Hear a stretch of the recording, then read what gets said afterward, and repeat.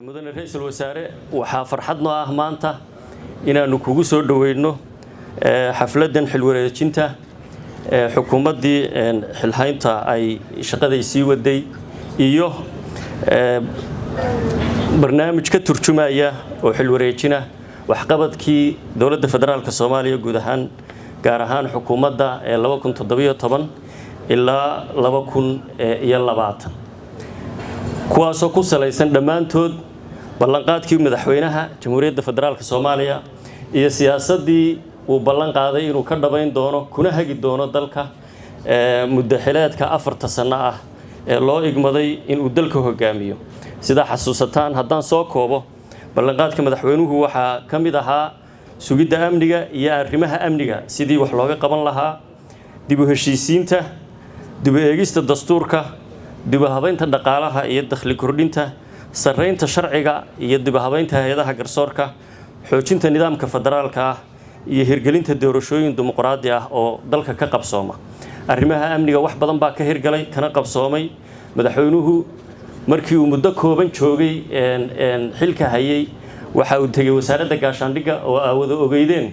in uu muddo deganaa xafiis ay u ahayd xarun ay u ahayd waxa uu eegay sida ay u dhisan yihiin ciidankeena maamulkooda qaabka hagidooda waxa uu muuqatay in laga maarmaan tahay in ciidanka qaranka la diiwaan geliyo oo la ogaado qof kasta fayl yeesho qof kasta raadraac yeesho qof kasta meel loo maray yeesho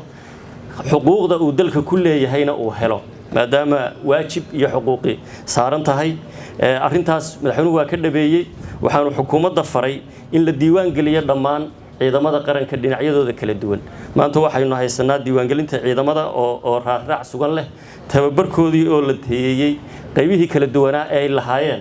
oo aad loo xoojiyay karti iyo awoodna maanta u leeyihiin in ay wiiqaan al-shabaab iyo nabadiidka amnigana gacanta ku hayaan waxa kale oo shaqo weyn aynu ka qabanay iyadoo laga turjumayo siyaasadii hagidii madaxweynaha dib u heshiisiinta dalka oo xasuusataan markii la doortay madaxweynahaba in magaalada Gaalkacyo oo aan anigu nabadeynteeda ka shaqeyn jiray 2016 ay horseed u noqotay dadku labada dhinacba inay isaga gudbaan dib u heshiisiinta ka hana qaatay gobolka Mudug Shabeellada Hoose iyo Galguduud iyo meelo kale oo dalka ka mid ah iyo in aynu salka u dhignay qorshaha dib u heshiisiinta qaranka oo maanta hage inoo ah dib u eegista dastuurka oo dhameystiran dhinacyadeedii xagga farsamada guud ahaan cutubiyadii ay ka koobnayd oo shaqo weyn oo iyadana la qabtay ah maamulada iyo dawladda federaalka iyo dawlad goboleedyaduna ka wada qayb qaateen dhameystirkiisuna wasaaradda dastuurka iyo xukuumadda iyo hay'adaha dastuurka u xil saaran ee labada ahba ay u taalo inay meel mariyaan dib u habeynta dhaqaalaha wax badan baad ka warqabtaan oo guddida dhaqaaluhu horseed u ahayd wax badan oo shalay ugu dambeysay intii xukuumadda xilgaarsiintu IMF iyo World Bank deyn cafiska mashruuca aynu kala shaqeynaynay sida uu hore ugu maray dakhligu u kordhay miisaaniyadii 2017 iyo maanta 2017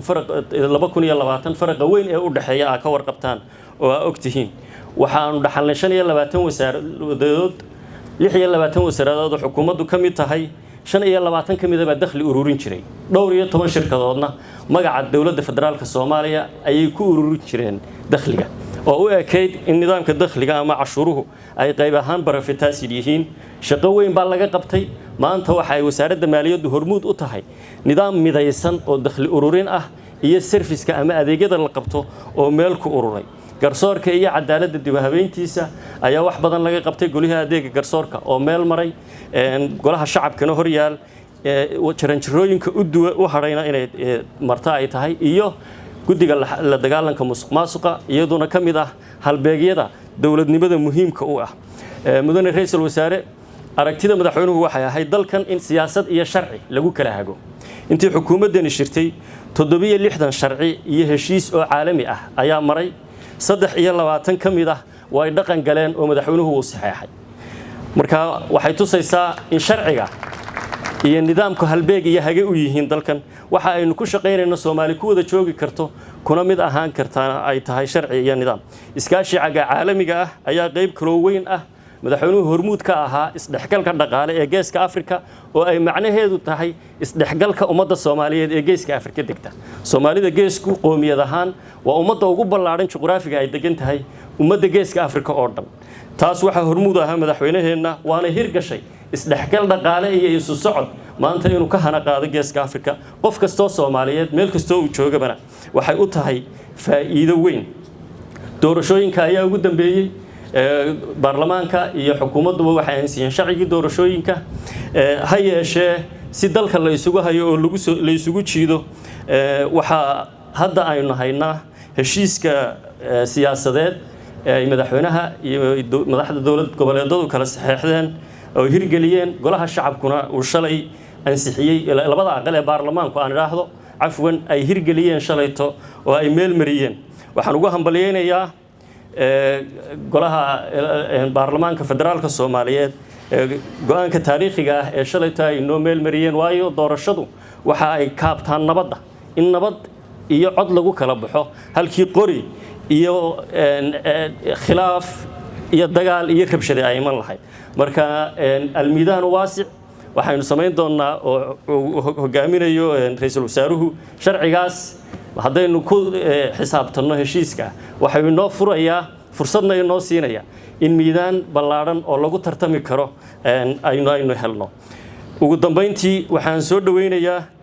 ra'iisul wasaaraha xukuumadda federaalka Soomaaliya